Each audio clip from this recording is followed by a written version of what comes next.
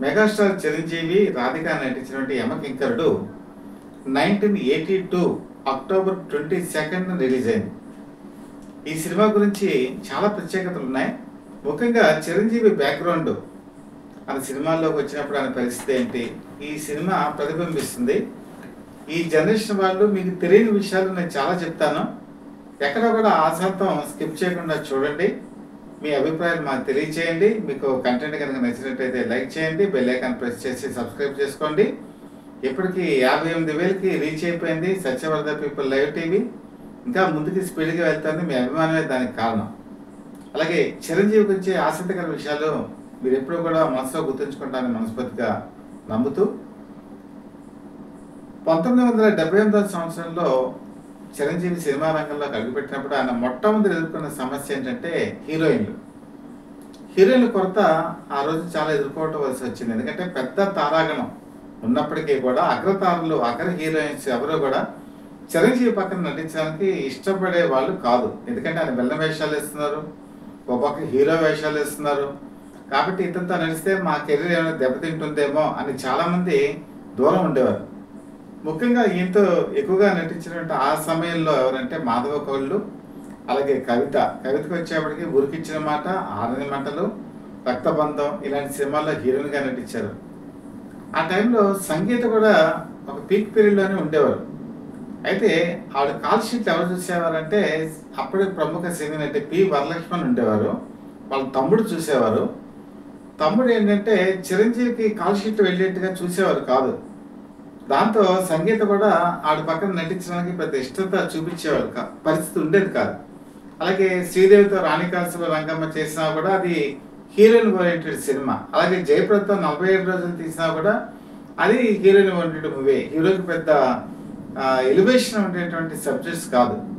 So అటువంటి తరుణంలో 1981 ఆ టైంలో న్యాయం కావాలి సినిమా వచ్చినప్పుడు రాధిక మంచి హీరోయిన్గా ఎస్టాబ్లిష్ అయిపోయింది తెలుగులో. వీళ్ళ కాంబినేషన్ కూడా మంచి సూపర్ డూపర్ హిట్స్ అవుతున్నాయి. కాబట్టి ఈ సినిమాలో కూడా రాధిక హీరోయిన్ కాబట్టి ఇది ఒక నూతన పరవడికి దారితీసింది. ఇంకా సినిమా కాల్ షీట్లు 1980 సంవత్సరంలో చిరంజీవికి మ్యారేజ్ అయింది, అందరికీ తెలిసిన విషయమే. అల్లు రామలింగ అల్లుడయ్యారు.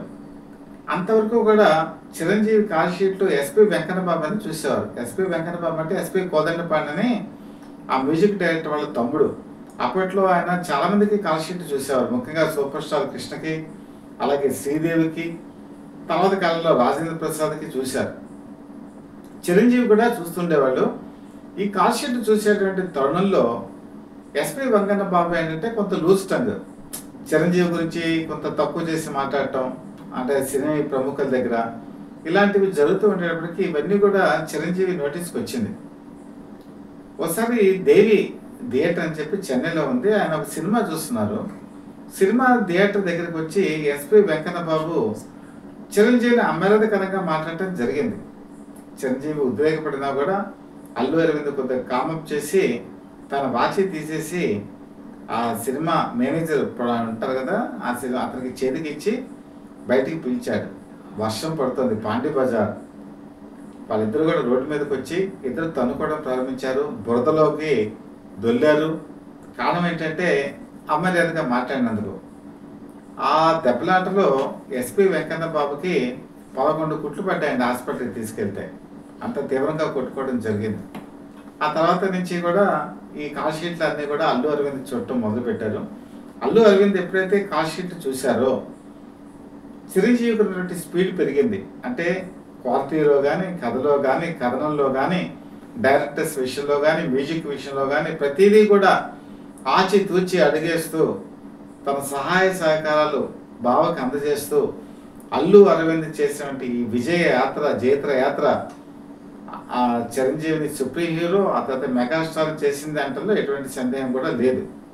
అయితే గీతా ఆర్ట్స్ అంతకుముందు కొన్ని సినిమాలు తీసింది.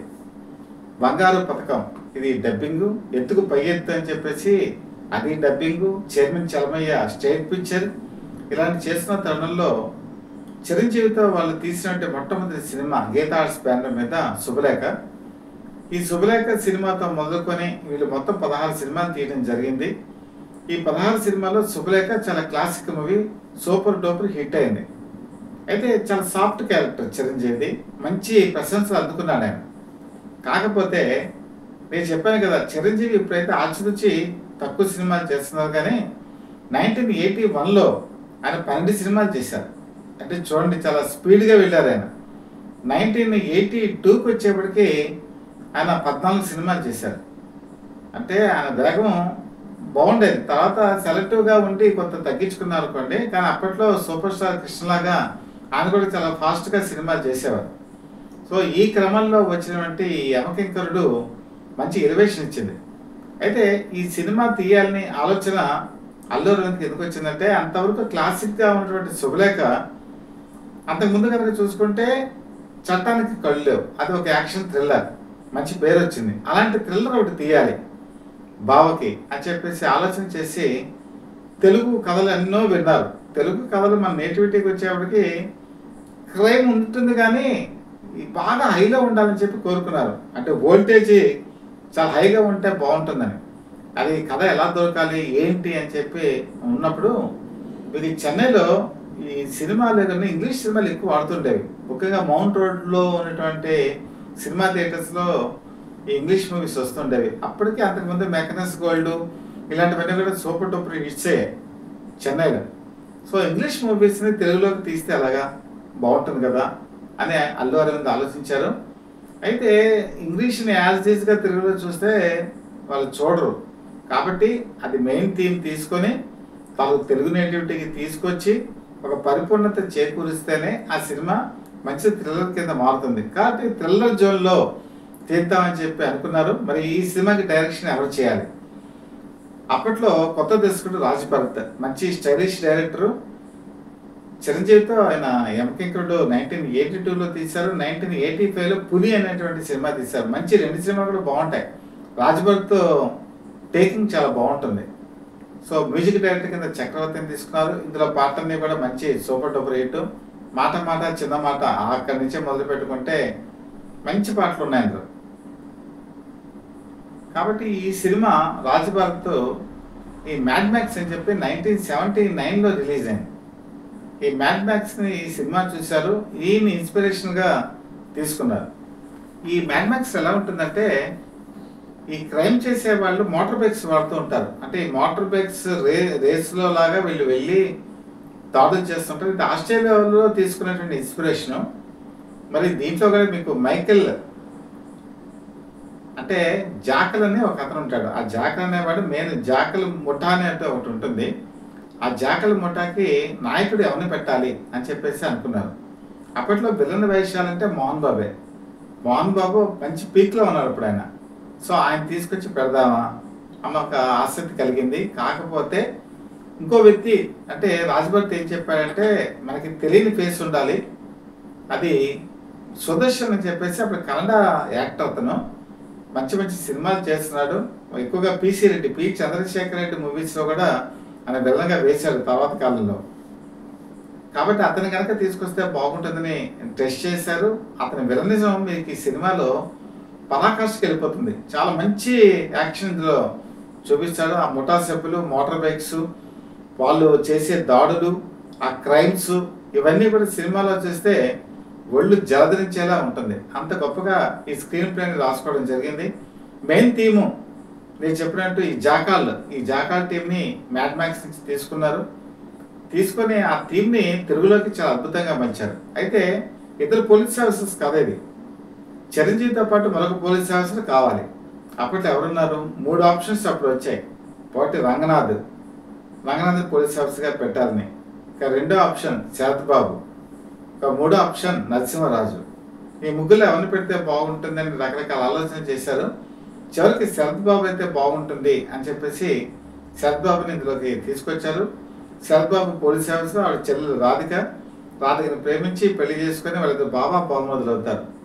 కానీ అనుకోని పరిస్థితుల్లో చిరంజీవి రాధికతో ఒక మంచి ఎంటర్టైన్మెంట్ ఇదిలో ఉన్నప్పుడు ఫోన్ కాల్ వస్తుంది. ఆ ఫోన్ కాల్ ఈ జాకల్ ముఠానే. సో బావని ఎందుకు డిస్టర్బ్ చేయటం అని వెళ్ళిపోతాడు. శరత్ బాబు బలైపోతాడు. ఇది ఈ సినిమాలో ఒక టర్నింగ్ పాయింట్. అక్కడి నుంచి కనుక చూసుకుంటే ఈ జాకల్ ముఠ ఒకప్పుడు మనల్ని పట్టించి ఇద్దరు కూడా వాళ్ళు జైల్లో పెట్టిస్తారు. ఆ కక్ష పెట్టుకుంటారు. ఆ ఫ్యామిలీని ఎంత వేధిస్తారు. ప్రతి రీల్లో కూడా చాలా అద్భుతంగా తీసుకెళ్ళటం జరుగుతుంది. కొన్ని కొన్ని క్రైమ్ సన్నివేశాలు థియేటర్లో చూస్తే భయం కూడా వేస్తుంది ఇందులో. ముఖ్యంగా చిరంజీవి బయటికి వెళ్ళినప్పుడు రాధికని భయపెట్టేటువంటి దృశ్యాలు. లాస్ట్లోకి వచ్చేప్పటికి వాళ్ళ అబ్బాయిని కిడ్నాప్ చేసేస్తారు. కిడ్నాప్ చేసి ఒక రైల్వే ట్రాక్ మీద తీసుకెళ్ళి 6 నిమిషాల్లో ట్రైన్ వస్తుంది. అక్కడ చిరంజీవిని ఎట్టి పరిస్థితుల్లోనూ ట్రాక్ మీదకి వెళ్లకుండా ఈ సుదర్శన్ అడ్డుకున్న తీరు, లాస్ట్ క్లైమాక్స్ ఫైటు.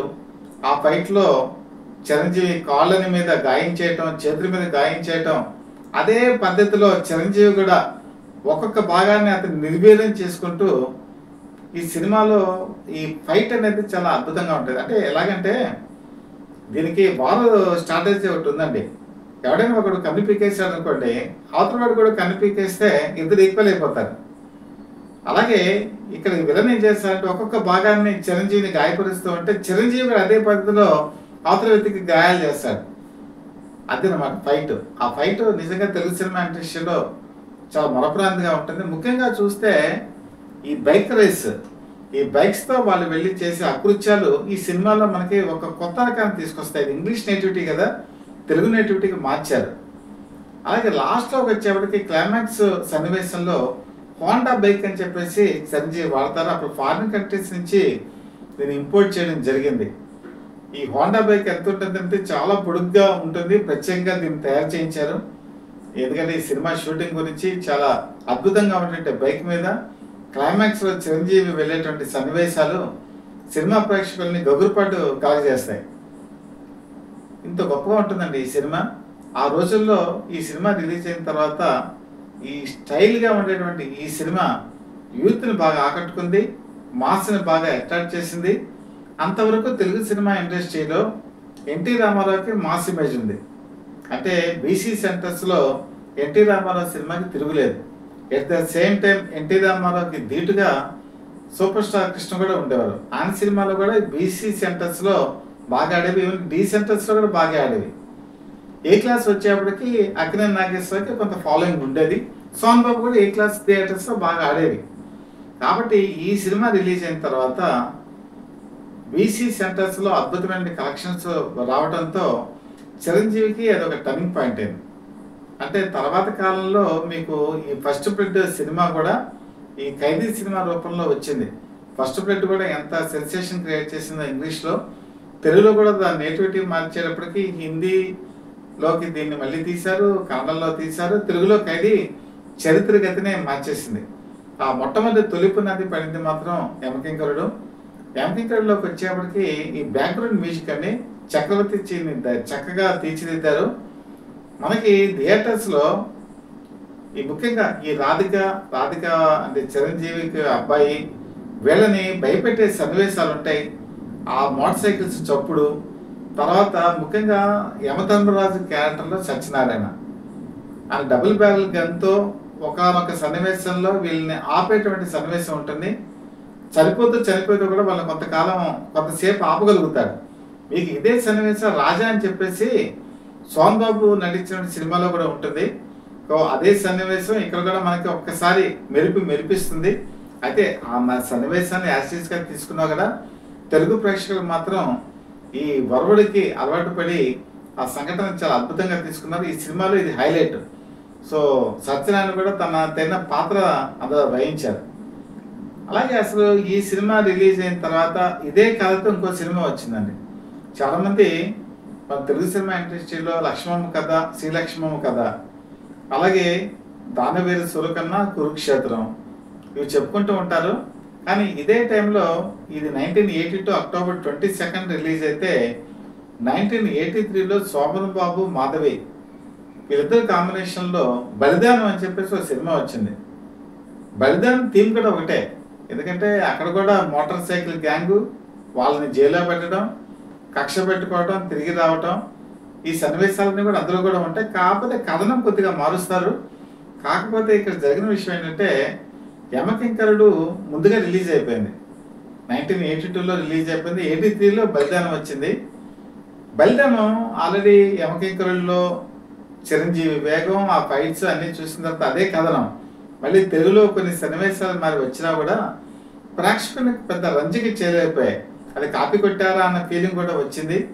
అది ఆ సినిమాకి మైనస్ పాయింట్ అయింది. బలిదానం డైరెక్టర్ కూడా మంచి డైరెక్టర్ ఎస్ చంద్రశేఖర్ అని చట్టానికి కళ్ళు లేవు, దేవాంతకుడు ఇలాంటి సినిమాలు ఆయన తీశాడు. మంచి పటిమ ఉన్నటువంటి వ్యక్తి. ఇప్పుడు తమిళ్ సూపర్ స్టార్ విజయ్కి ఆయనకి నాన్న అనమాట ఏఎస్ చంద్రశేఖర్.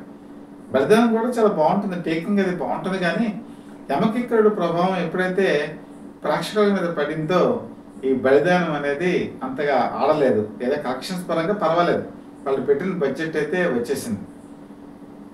ఒక విధంగా చెప్పాలంటే యమకింకరుడు ఇంగ్లీష్ మూవీస్ని ప్రేరణగా తీసుకొని వచ్చినటువంటి కథల సినిమాల్లో ఒక 2-3 కేటగిరీలో వేసుకోవచ్చు. అలాగే కృష్ణ కూడా చేశారండి. మోసగాళ్ళకి మోసగాడు కూడా మెకనస్ గోల్డ్ ఇన్స్పిరేషన్గా తీసి గుడ్ బ్యాగ్ అగ్లీ అని చెప్పేసి ఆ కథను కూడా కలిపి ఆ సినిమాని తీశారు. అదే వరవల్లో చిరంజీవి కూడా ఈ యమకింకరుడు ఇంగ్లీష్ మ్యాడ్ మ్యాక్స్ ఆధారంగా తీశారు. ఇది కూడా అద్భుతమైన విజయం సాధించింది. చిరంజీవి ప్రతిదీ కూడా ఒక కొత్త వినూత్న రూపంలో తీసుకురావడానికి కథల్ని బాగా ఆయన చేసేవారు. ముఖ్యంగా నేటివిటీకి తగ్గట్టుగా అల్లు అరవింద్ కూడా చేసుకునేవారు. ఆయన అప్పటి నుంచి యమకింకరుడు సినిమా నుంచి కూడా ఆయన మైకేల్ జాన్సన్ వీడియోస్ అన్ని కూడా తెప్పించుకునేవారు ఫారిన్ కంట్రీస్ నుంచి. అలాగే ఫారిన్ కంట్రీస్ మూమెంట్స్ కూడా కొన్ని వీడియోస్ ఈ డాన్స్కి సంబంధించి తెప్పించుకునేవారు. ఆ మూమెంట్స్ని డాన్స్ డైరెక్టర్స్కి చెప్పి వాటిని అనుగుణంగా మార్చి ఆయన సినిమాల్లో వేస్తుండారు. మీకు అదే పద్ధతి యమకింకరులో కూడా కనపడుతుంది. ఆయన వేసే స్టెప్పులు కానీ ఆ మూమెంట్స్ కానీ కనుక చూస్తే చాలా అద్భుతంగా యూత్ని అట్రాక్ట్గా చేసుకునే విధంగా ఈ యమకింకరుడు ఉంటుంది. రాధిక న్యాయం కావాలి సినిమాలోకి వచ్చేప్పటికి ఒక బిడ్డకి తల్లిగా ఆవిడ చూపించే నటన ప్రేక్షకులు చాలా థ్రిల్ అవుతారు. అదే పద్ధతిలో ఈ దాంట్లో కూడా గ్లామరస్గా కనిపిస్తారు. మొట్టమొదట పెళ్లికి ముందు వాళ్ళ ప్రేమ సన్నివేశాలు, పిల్లలు పుట్టిన తర్వాత ఒక తల్లిగా ఆడపడే ఆవేదన ఈ సినిమాలో చాలా మెచ్యూరిటీ లెవెల్స్ రాధిక చూపిస్తారు. నేను చెప్పాను కదా, చిరంజీవి రాధిక కాంబినేషన్లో 16 సినిమాలు వచ్చాయండి. 16 సినిమాలు కూడా 90% పైగా సూపర్ డూపర్ హిట్ అయ్యాయి. ఆ తర్వాత కాలంలో చాలా సినిమాలు రావడానికి కారణం కూడా ఈ యమకింకరుడే. ఆ విధంగా చిరంజీవికి ఇంకా తర్వాత నుంచి కూడా ప్రతి హీరోయిన్ కూడా చిరంజీవి పక్కన చేయగలని ప్రయత్నం చేశారు. హీరోయిన్లు కొరత పోవటానికి కారణం ఏంటంటే ఈ యమకింకరుడే. సో యమకింకరుడు సినిమా మీరు కూడా ఒకసారి యూట్యూబ్లో అవైలబిలిటీ ఉంటుంది, మీరు చూడండి. మంచి ఎంటర్టైన్మెంట్ పొందేటువంటి సినిమా. ఇంకొక ముఖ్యమైన విషయం ఏంటంటే ఈరోజు ఈ సినిమాని డిజిటలైజేషన్ కనుక చేసి రిలీజ్ కనుక చేస్తే ఇప్పుడు ఈ తరంలో ఇప్పుడు మనకి పెద్ద పెద్ద వాటిల్లో ఈరోజు ఈ సినిమాని కనుక వేస్తే థియేటర్స్లో ఈ సౌండ్ సిస్టమ్కి అది కనుక 5 ట్రాక్ కనుక తీసుకురాగలిగితే యమకింకరుడు ఈ ప్రేక్షకులు కూడా ఎంజాయ్ చేస్తారు, ఈనాటి యూత్ కూడా ఎంజాయ్ చేస్తారు. అంత గొప్ప చిత్రం ఇది, అందరూ చూడాలి. అలాగే చిరంజీవి నటన పరాకాష్ఠకి చేరినటువంటి ఈ సినిమాని అందరూ కూడా ఆ రోజు ఆదరించారు. మళ్ళీ ఇలాంటి సినిమాలు కనుక 5 ట్రాక్లోకి తీసుకొస్తే మరొకసారి చూసే అవకాశం ఉంటుంది. అల్లు అరవింద్ గారు ఆ విషయంలో కూడా ఆ దృష్టిలో కూడా ఒకసారి ఆలోచిస్తే బాగుంటుంది. అలాంటి సినిమా మళ్ళీ ఈరోజు డిజిటలైజేషన్ అయినటువంటి ఈ తరుణంలో కూడా చూస్తే బాగుంటుందని నా అభిప్రాయం. ఇప్పుడు ఇలాంటి విషయాలు చాలా వరకు క్రోడీకరించి మేము ముందు ఉంచుతున్నాను. మీరు మమ్మల్ని ఆశీర్వదించాలని చెప్పి మనస్ఫూర్తిగా కోరుకుంటూ మీ మిత్రుడు డివిఎస్ఎస్ కృష్ణప్రసాద్.